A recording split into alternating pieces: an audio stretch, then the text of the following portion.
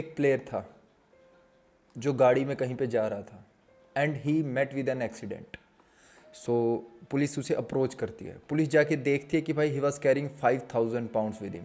तो पुलिस पूछती है कि why you are carrying so much cash, and you know what he replies, he said because I am rich. एक ऐसा player जिसके किस्से हर फुटबॉल मैनेजर के पास होंगे। A player who born with an intestinal issue. एक ऐसा प्लेयर जिसको अपने प्रोफेशनल करियर के पहले दिन से लेकर लास्ट दिन तक रेसिज्म का सामना करना पड़ा। I am talking about Mario बैलोटेली।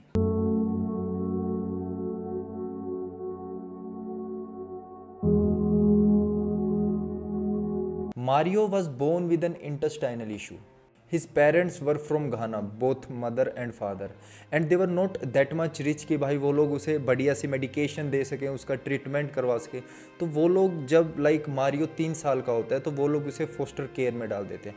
Poster care is like a temporary caring arrangement for childrens whose parents can not care for them, है ना। तो वहाँ पे मारियो को डाल दिया जाता है। लेटर ऑन क्या होता है कि एक वेल्दी फैमिली आती है और वो मारियो को अडॉप्ट कर लेती है। स्टार्टिंग में तो क्या होता है कि हफ्ते के सिर्फ कुछ ही दिन मारियो उनके साथ रह रहा था, लेकिन लेटर ऑन क्या होता है, he became a member of the family, और वहाँ से मारियो को नाम मिलता है बैलोटेली, और जिसे हम सब जानते हैं मारियो बैलोटेली के नाम से। Despite of having intestinal issue, Mario Balotelli ने कभी भी फुटबॉल को नहीं छोड़ा। सिर्फ 11 साल की उम्र में मारियो बैलोटेली FC लिमजीने ज्वाइन कर लेता है, और वो इतना टैलेंटेड होता है कि व्हेन ही टर्न 15 उसे सीनियर टीम में जगह मिल जाती है, और उसी पॉइंट ऑफ टाइम पे, उसी पीरियड में वो FC बार्सिलोना के लिए भी ट्रायल्स देने जाता है, बट वहाँ पे उसका सिलेक्शन नहीं होता है। बट अगले ही साल 31 दिसंबर 2006 को इंटर मिलान अप्रोच करती है और मारियो बैलोटेली को साइन कर लेती है, और यहाँ से स्टार्ट होता है मारियो बैलोटेली का professional career at a big stage. Inter Milan के साथ जब मारियो अपना करियर स्टार्ट करता है तो एक मेमोरियल मैच होता है वर्सेस शेफील्ड। वहाँ पे मारियो 2 गोल मारता है, बट जो ऑफिशियली डेब्यू करता है वो सीरिया ए में, तो वहाँ उसे इतना प्लेइंग टाइम नहीं मिलता है। डेब्यू मैच में सिर्फ 1 मिनट का टाइम मिलता है, तो वो इतना कुछ कर नहीं पाता है। लेटर ऑन 3 दिन बाद कोपा इटालिया का एक मैच हो रहा था वर्सेस रेजिना, जहाँ पे मारियो फिर से 2 गोल मारता है, और नेक्स्ट राउंड में जब जुवी के अगेंस्ट मैच होता है तो वहाँ पे 2 गोल मार के अपनी टीम को, इंटर मिलान को 3-2 से जिता देता है। नेक्स्ट सीजन भी इंटर मिलान के साथ मारियो इसी फॉर्म को कंटिन्यू करता है। रोमा के अगेंस्ट एक मैच होता है जहाँ पे वो गोल मारता है, वो मैच पेनल्टीज़ में जाता है, पेनल्टीज़ में भी मारियो गोल मारता है, और ही became the youngest player to score in Champions League for Inter Milan. उसी सीज़न एक मैच होता है जुवेंटस वर्सेस इंटर मिलान, जहाँ पे जब मारियो गोल मारता है, मारियो बैलोटेली, तो वहाँ पे उसे अपने प्रोफेशनल करियर में पहली बार रेसिज्म को फेस करना पड़ता है। वो फर्स्ट टाइम था जब मारियो बैलोटेली पे रेसिज्म कमेंट्स पास किए गए थे। On the field he was untouchable. 18 साल की उम्र में ही people were started considering him as a upcoming Ballon d'Or winner. Inter Milan के साथ जब नेक्स्ट सीजन आता है तो उस वक्त एक नया कोच आता है, जोसे मोरिनियो, और जोसे मोरिनियो के साथ जब मारियो बैलोटेली सीज़न स्टार्ट करता है तो Jose Mourinho is kind of a strict manager, है ना। तो जब वो देखते हैं मारियो बैलोटेली को कि भाई ये थोड़ा डिसिप्लिन में नहीं रह रहा है, तो उसे आधे मंथ के लिए बैन कर दिया जाता है, और जोसे मोरिनियो बोलते हैं कि भाई इतनी यंग एज में इसको क्लब के top players like Figo and Zanetti, इनसे ज़्यादा मेहनत करने की ज़रूरत है। So this was the first moment जब मारियो के डिसिप्लिन को लेके उसे कोई पनिशमेंट मिला हो या उसके डिसिप्लिन को लेके कुछ बात उठी हो। तो रेसिज्म भी यहीं से स्टार्ट हुआ था, इस पीरियड ऑफ टाइम से, और जो उसका डिसिप्लिन था उस पर जो बातें होती थी वो भी यहीं से स्टार्ट हुई थी, और दोनों चीज़ें करियर के एंड तक मारियो के साथ चलती हैं। और जुवेंटस तो इतनी पीछे पड़ गई थी कि जब जुवेंटस और इंटर मिलान का मैच नहीं भी हो रहा था तब भी जुवेंटस के फैंस स्ट्रीट्स पे निकले हुए थे भाई, उसको रेसिज्म कमेंट्स पास कर रहे थे, गालियां दे रहे थे, बहुत कुछ हुआ था। इसकी वजह से जुवेंटस को पनिशमेंट भी मिला था और उन्हें कुछ matches behind the close door खेलने पड़े थे। नेक्स्ट सीजन एक बहुत ही बड़ा इंसिडेंट होता है जो बहुत ही ज़्यादा वायरल है। इंटर मिलान का मैच होता है रूबन कजान के साथ, तो वहाँ पे इंटर मिलान के एटो और मिलिटो दोनों बंदे होते हैं इंजर्ड, ठीक है। इंटर मिलान के पास होता है सिर्फ एक स्ट्राइकर, मारियो बैलोटेली, तो उसे फर्स्ट हाफ में मिल जाता है येलो कार्ड। तो जोसे मोरिनियो बताते हैं कि मैंने 15 मिनट में 14 मिनट मारियो के साथ गुजारी। मैंने मारियो को बोला कि brother, if someone bullies you, है ना, कोई तुझे कुछ बोलता है चुप रहे, क्योंकि मेरे पास कोई और स्ट्राइकर नहीं है, मैं तुझे नहीं निकाल सकता, मैं तुझे रिप्लेस नहीं कर सकता।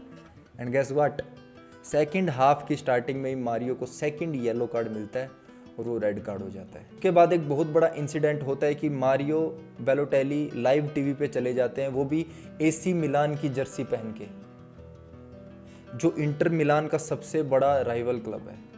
बट जोसे मोरिनियो सोचता है कि भाई कोई नहीं, जवान है, he was young at that time, तो उसे मौका देता है एक। बट उसके बाद लेटर ऑन जब इंटर मिलान बार्सा के साथ खेलती है और गुस्से में आके बैलोटेली अपनी जो इंटर मिलान की जर्सी होती है उसे ऐसे ज़मीन पे फेंक के मारता है, तो वहाँ पे चीज़ें ख़राब हो जाती हैं। वहाँ पे फैंस गुस्सा हो जाते हैं, क्लब का मैनेजमेंट गुस्सा हो जाता है, खुद प्लेयर्स भी, उसके टीममेट्स भी गुस्सा हो जाते हैं, because you can't do that. जिस क्लब के लिए तुम खेल रहे हो तुम उसकी जर्सी को ऐसे नहीं फेंक सकते भाई। उस 2010 वाले सीज़न में जब बैलोटेली इंटर मिलान का पार्ट था, तो वहाँ पे इंटर मिलान हिस्टोरिक ट्रैवल भी जीतती है। सीज़न के एंड में बैलोटेली इंटर मिलान को छोड़ देता है। आई वुड नॉट से वो छोड़ देता है, लेकिन चीज़ें थोड़ी हीटअप हो जाती है और बैलोटेली इंटर मिलान छोड़ देते हैं। उसने अपने इंटर मिलान के करियर में 86 मैचेस में 28 गोल मारे और 14 असिस्ट दिए थे। 8 दिसंबर 2010 को मैनचेस्टर सिटी साइन कर लेते हैं 29.5 मिलियन में मारियो बैलोटेली को। उस वक्त मैन सिटी का कोच था रोबर्टो मैंचिनी, ठीक है। रोबर्टो मैंचिनी ने पहले भी मारियो को कोच कर रखा है जब वो इंटर मिलान में था। तो तुम एक चीज़ देखो भाई, मारियो बैलोटेली के डिसिप्लिन को लेके तो चीज़ें उठती थी, बट ऑन ग्राउंड वो बंदा इतना बढ़िया था कि उसके पास्ट के जो डिस्प्यूट चल रहे थे इंटर मिलान में, उसके बाद भी क्लब्स अप्रोच कर रहे थे मारियो बैलोटेली को साइन करने के लिए। सीज़न के स्टार्टिंग में ही सिटी के साथ मारियो को इंजरी हो जाती है भाई, और वो 2 मंथ के लिए आउट रहता है। बट जब वो कमबैक करता है, उसका कमबैक कहीं ना कहीं बढ़िया होता है भाई। पहला ही मैच जो वेस्ट ब्रोमविच के अगेंस्ट खेलती है मैन सिटी, मारियो 2 गोल मारता है, और उसका वही स्टाइल जो हम सुनते आ रहे हैं भाई, 2 गोल मारता है और 60 मिनट के बाद उसे रेड कार्ड मिल जाता है। फिर उसके बाद एस्टन विला के अगेंस्ट हैट्रिक मारता है और सेम वीक में उसे गोल्डन बॉय का अवार्ड मिलता है, European best young player of the year. Season का सेकेंड हाफ मारियो बैलोटेली के लिए काफ़ी अच्छा नहीं जाता है भाई, वो सिर्फ 2 ही गोल मार पाता है। और एक और उस सीज़न के दौरान एक क्लिप वायरल हुई थी जब वो ट्रेनिंग भी पहनने के लिए भाई बहुत ज़्यादा स्ट्रगल कर रहा था, उसे समझ ही नहीं आ रहा था कहाँ पे हाथ डालना है, कहाँ पे क्या डालना है। तो एक ट्रेनिंग में से एक बंदा आता है और वो उसे बिब पहनाता है। उसके बाद एक और सीन आता है जब मैन सिटी तो ग्राउंड पे खेल रही होती है और बेंच पे बैठ के मारियो बैलोटेली भाई फ़ोन पे एंग्री बर्ड्स खेल रहा होता है। तो मारियो के पूरे करियर में तुम्हें ये चीज़ें मिलेंगी, तुम्हें डिसिप्लिन से रिलेटेड चीज़ें मिलेंगी, तुम्हें ट्रेनिंग में लेट आने वाली चीज़ें मिलेंगी, मैनेजर से लड़ाई, कोचिज से लड़ाई, सब कुछ मिलेगा। अगला सीज़न जब स्टार्ट होता है सिटी के साथ मारियो का, तो एक फ्रेंडली मैच होता है गैलेक्सी के अगेंस्ट, तो जहाँ पे मारियो को एक चांस मिलती है ओपन गोल में। तो मारियो सोचता है कि भाई मैं इसको थोड़ा स्टाइल से मारूंगा, बैक हिल से मारूंगा, और मारियो बैक हिल से मारता है और वो गोल नहीं होता, वो मिस हो जाता है, जो कि सिर्फ एक सीधा ओपन गोल था। उसके बाद मैंचिनी उसे तुरंत सब्स्टिट्यूट कर देता है। लेकिन जब ऑफिशियली सीज़न स्टार्ट होता है, पिछला मैच फ्रेंडली था, लेकिन जब ऑफिशियली सीज़न स्टार्ट होता है, लीग मैच स्टार्ट होते हैं, तो वहीं मारियो बैक ऑन ट्रैक आ जाता है, वो बतेरे गोल्स मारता है। एक मैच होता है यूनाइटेड और सिटी का, जहाँ पे मारियो गोल मार के भाई वो उसका सेलिब्रेशन बहुत ज़्यादा फेमस है। वो जर्सी को ऊपर करके नीचे उसने टी शर्ट पहनी होती है जहाँ लिखा होता है वाई ऑलवेज मी, हमेशा मैं ही क्यों।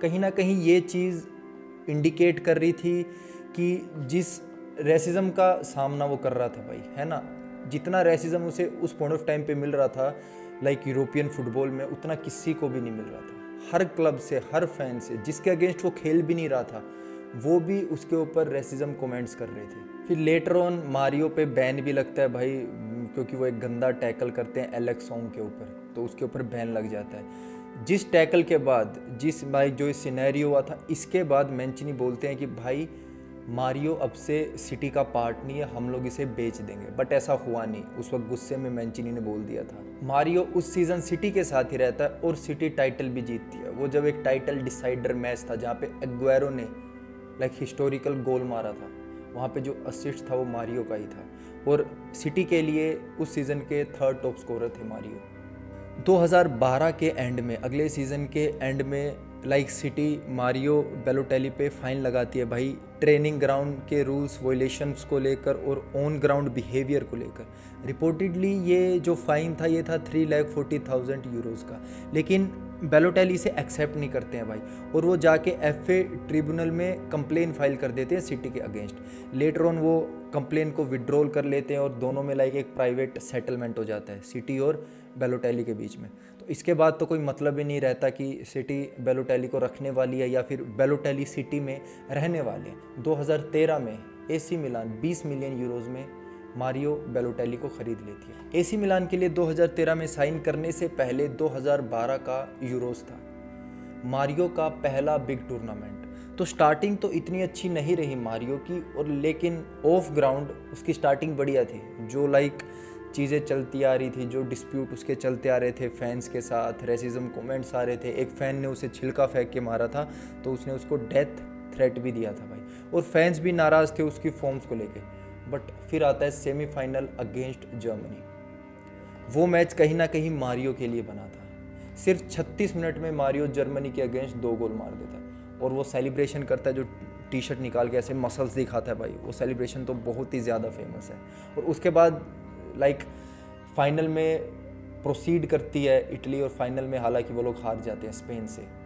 थोड़ा दुख लगता है मारियो को भी, मारियो की भी इंडिविजुअल परफॉर्मेंस इतनी बढ़िया नहीं रहती है उस मैच में, और वो रोता हुआ भी दिखता है भाई। उसके बाद वो वापस इटली आ जाता है एसी मिलान के साथ खेलने के लिए।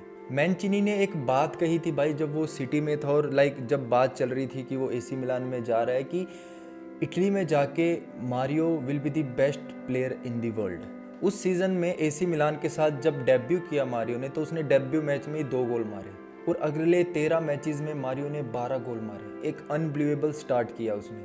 और उस सीज़न में जब बेलोटेली ने एसी मिलान के लिए स्टार्ट किया, वो हर मैच एसी मिलान जीती। तो पहला सीज़न एसी मिलान के साथ मारियो का बहुत ही ज़्यादा बढ़िया था। Second season as a team AC Milan बहुत ज़्यादा सफ़र कर रही थी, लेकिन मारियो ने उस सीज़न में 18 गोल मारे, सबसे ज़्यादा टीम के लिए। आपको लग रहा होगा 18 तो लाइक कम नंबर है, लेकिन जो सेकंड नंबर पे बंदा था जिसने सबसे ज़्यादा गोल मारे एसी मिलान के लिए, वो थे 5। एसी मिलान की ऐसी कंडीशन चल रही थी कि 12 मैच में से सिर्फ 1 मैच जीत रही थी। तो वो सीज़न मारियो के लिए डिसेंट था। अब अकेला मारियो क्या ही करता जब एज अ टीम मतलब परफॉर्मेंस ख़राब चल रही है। उसके बाद आता है 2014 का वर्ल्ड कप, जहाँ पे इटली ग्रुप स्टेज में ही बाहर हो जाती है। इटली के ग्रुप में होती है इंग्लैंड, कोस्टारिको और उरुग्वे।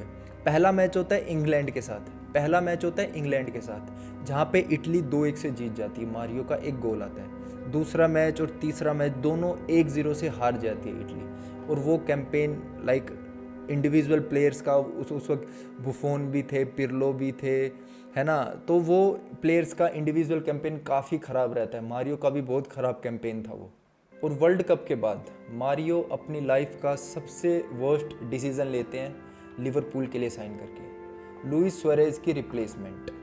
लिवरपूल के साथ पहले सीज़न में क्रिसमस तक मारियो एक भी गोल नहीं मारता है, और उसे 6 येलो कार्ड मिल चुके होते हैं, और उस पर बैन भी लग गया होता है। उसने रेसिज्म के अगेंस्ट कुछ पोस्ट किया था इंस्टाग्राम पे, जिसकी वजह से। और जो second half of the season होता है, वहाँ पे सिर्फ 3 मैचेस में मारियो बेलोटेली स्टार्ट करता है, और एक भी मैच में वो 90 मिनट तक नहीं खेलता है। ब्रेंडन रोजर जो उस वक्त लाइक कोच थे लिवरपूल के, उनके साथ भी उसका डिस्प्यूट चल रहा था भाई, रिलेशंस अच्छे नहीं थे। सीज़न के एंड तक मारियो पूरे यूरोपियन फुटबॉल की उस वक्त की सबसे वर्स्ट साइनिंग मानी जा रही थी। इतनी ख़राब परफॉर्मेंस के बाद 2015 में मारियो को वापस एसी मिलान लोन पे भेज दिया जाता है। एसी मिलान जाते ही मारियो को ग्रोइंग एरिया में इंजरी हो जाती है, और बंदा 3 मंथ के लिए बाहर चला जाता है। ठीक है, हालांकि जब वो फिट होके, जब वो मतलब इंजरी से वापस आता है, तो उसे फिट होने में फिर भी टाइम लगता है। तो पहला सीज़न मारियो का इंजरी में ही निकल जाता है। 2016 में फिर वो वापस आता है लिवरपूल। वो सिर्फ 1 साल के लिए लोन पे गया था एसी मिलान में, जहाँ पे वो इतना खेला नहीं। जब वो वापस लिवरपूल में आता है तो तब कोच बदल चुके होते हैं। योर्गन क्लोप वहाँ के कोच होते हैं लिवरपूल के। तो भाई योर्गन क्लोप सीधा कह देते हैं कि मारियो मेरे सिस्टम में नहीं बैठता है, और लाइक जो मैं प्ले स्टाइल खिलाने वाला हूँ, जो मेरा प्लान है, उसमें ये बंदा नहीं बैठता है। और जब ट्रांसफ़र डेडलाइन चल रही होती है, लास्ट के कुछ दिन चल रहे होते हैं, तब फ्रांस का नीस क्लब उसे अप्रोच करता है और एक फ्री ट्रांसफ़र हो जाता है, मारियो नीस में आ जाते हैं भाई। वहाँ आके वो एक इंटरव्यू में बोलते हैं कि लिवरपूल को साइन करना मेरी लाइफ की सबसे बड़ी मिस्टेक थी। नीस के साथ भाई वो बंदा मैजिकल था, मैजिकल। डेब्यू में मार्शिया के अगेंस्ट वो बंदा 2 गोल मारता है, पहले 7 मैच में 7 गोल।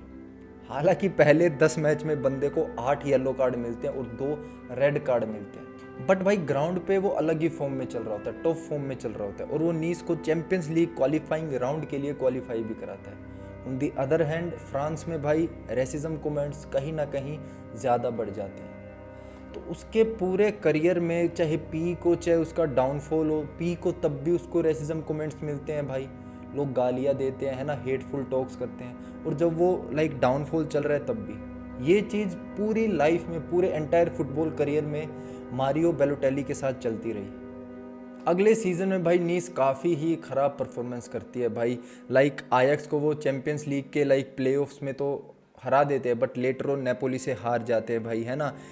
मारियो 24 मैचेस में 20 गोल मारता है, टीम 8th नंबर पे फिनिश करती है। एज अ टीम बहुत ही ख़राब परफॉर्मेंस थी, बट इंडिविजुअल परफॉर्मेंस मारियो बैलोटेली की काफ़ी अच्छी थी।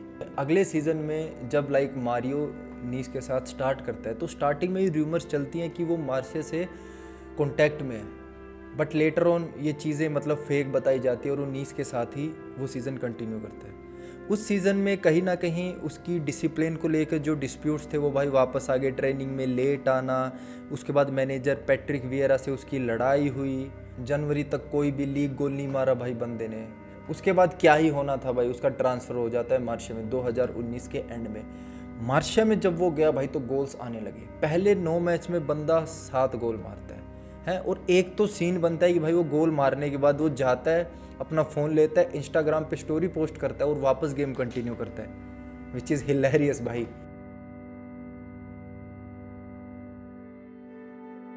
मार्शिया के साथ जब मारियो को 7 महीने हुए थे तब एक इटालियन क्लब ब्रेसिया उसे कॉन्टैक्ट करती है भाई, और मारियो जो वो कॉन्ट्रैक्ट प्रपोजल रखते हैं उसे एक्सेप्ट कर लेता है। ब्रेसिया उस वक्त एक न्यूली प्रमोटेड टीम थी सीरिया ए में, और इस डिसीज़न के पीछे कहीं ना कहीं एक इमोशनल चीज़ है भाई।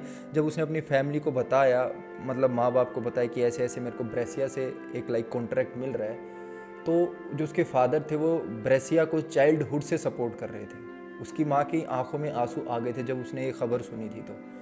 तो इस करके भाई मारियो वो एक्सेप्ट कर लेता, और क्लोज में एक बात होती है कि भाई मारियो सीधा सीधा बता देता है उन्हें कि भाई जब तक तुम सीरिया में खेल रहे हो मैं तब तक ही तुम्हारे साथ खेलूंगा, जैसे ही तुम रेलीगेट हो जाते हो, ठीक है, मैं चला जाऊंगा। And it was like a bad dream.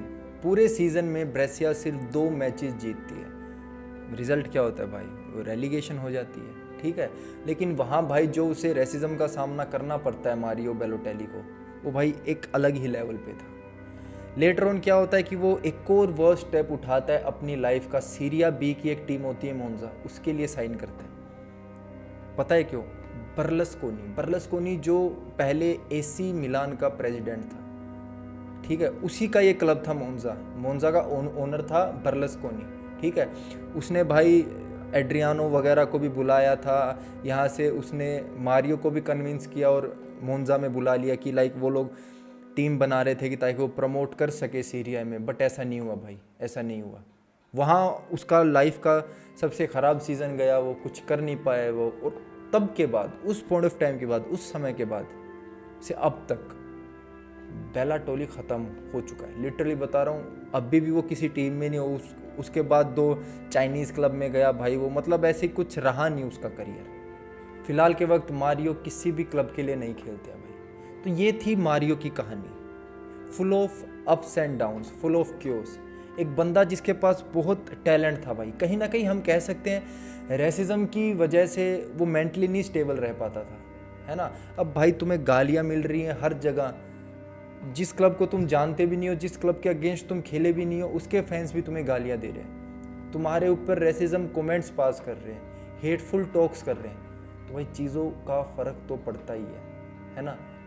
लेकिन हम अगर बात करते हैं तो एक पॉइंट ऑफ टाइम पे, एक वक्त पे मारियो बैलोटेली यूरोपियन फुटबॉल का सबसे बेस्ट प्लेयर था, बेस्ट यंग प्लेयर था। बट उसका पूरा कैरियर व्हाट इफ में चला गया। A career full of what if. तो लोंडो, इसी के साथ आज की वीडियो ख़त्म होती है। अगर आपको वीडियो अच्छी लगी तो चैनल को ज़रूर से सब्सक्राइब करना और मुझे कमेंट में ज़रूर बताना आपको क्या लगता है मारियो के बारे में। मिलते हैं अगली वीडियो में, तब तक के लिए good bye, take care, peace out.